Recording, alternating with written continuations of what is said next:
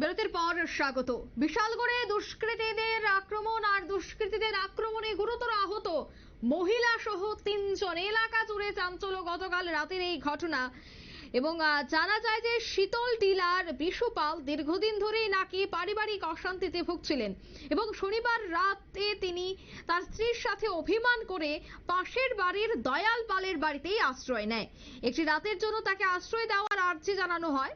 অভিযোগ যে কিছুক্ষণ পরেই নাকি বিশু স্ত্রী পাপিয়া সূত্রধর, শ্যালক সৌরভ সূত্রধর সহ আরেক যুবক ভূত এসে ঘরে ঢুকে বিশুকে মারধর করতে থাকে, এমনটাই কিন্তু অভিযোগ। আর এই দৃশ্য দেখে দয়াল পাল এবং তার ছেলে স্ত্রী এগিয়ে এসে বাঁচাতে চাইলে পরিবারের 3 সদস্যকে বেধড়ক মারধর করা হয় বলে জানান আক্রান্তের স্ত্রী বান্টি পাল। দয়াল পালের আগে থেকেই পা ভাঙা, সেই পায়ে আরো আঘাত করা হয় বলে অভিযোগ। এলাকাবাসীরা জড়ো হতে অভিযুক্তরা পালিয়ে যায় বলে খবর। পরবর্তী সময়ে বিশালগড় থানার পুলিশ ঘটনাস্থলে ছুটে গিয়ে পরিস্থিতি নিয়ন্ত্রণে আনে। এলাকাবাসীরা উত্তেজিত হয়ে বিশুর বাড়িতেই আক্রমণের চেষ্টা করে বলে অভিযোগ, কিন্তু পুলিশ তা হতে দেয়নি। পরে দমকল কর্মীরা ঘটনাস্থলে ছুটে এসে আহত অবস্থায় দয়াল পাল সহ তার স্ত্রী বান্টি পাল ও ছেলে জয়দীপ পালকে উদ্ধার করে বিশালগড় মহকুমা হাসপাতালে নিয়ে যায়। অভিযুক্তদের গ্রেফতারের দাবিতে পুলিশকে খুব দ্রুত পদক্ষেপ গ্রহণ করার আর্জি জানিয়েছে এলাকাবাসীরা। তবে সে বিষয়ে কি বলছেন দমকল কর্মীরা শোনাচ্ছি।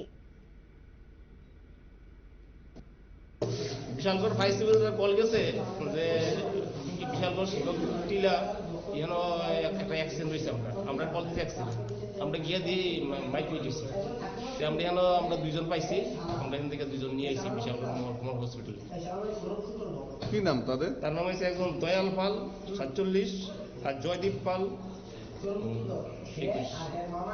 কি কারণে মারধর কোনো কিছু জানা গেছে? এটা তো তারা কি কারণে তারা ওইটা শরীর পেতে কি কারণে মাইকদের করছে তারা আমরা নিয়ে আইছি। কোন জায়গাতে বসেছেন? আমরা বিশালগড় মহকুমার হসপিটালে বসেছি। অবস্থা কিরকম? অবস্থা একদম খারাপ রকম আছে। আপনারা শুনলেন দমকল কর্মীদের বক্তব্য। গভীর রাতে রক্তারক্তির ঘটনায় চাঞ্চল্য ছড়িয়েছে কিন্তু শীতল টিলা এলাকায়। মূলত এই ঘটনায় বিশালগড় আরডি ব্লক সংলগ্ন শীতলতলা এলাকায় দমকল কর্মীরা এবং পুলিশ ঘটনাস্থলে ছুটে আসে এবং ছুটে এসে পরিস্থিতি স্বাভাবিক করে। দমকল কর্মীরা সেখানে আহত অবস্থায় ব্যক্তিকে উদ্ধার করে নিয়ে যায় হাসপাতালে। তবে রীতিমতো থমথমে পরিস্থিতি এলাকা জুড়ে। নিয়ে নিচ্ছে মুহূর্তে ছোট্ট একটি বিজ্ঞাপন বিরতি, সঙ্গে থাকুন।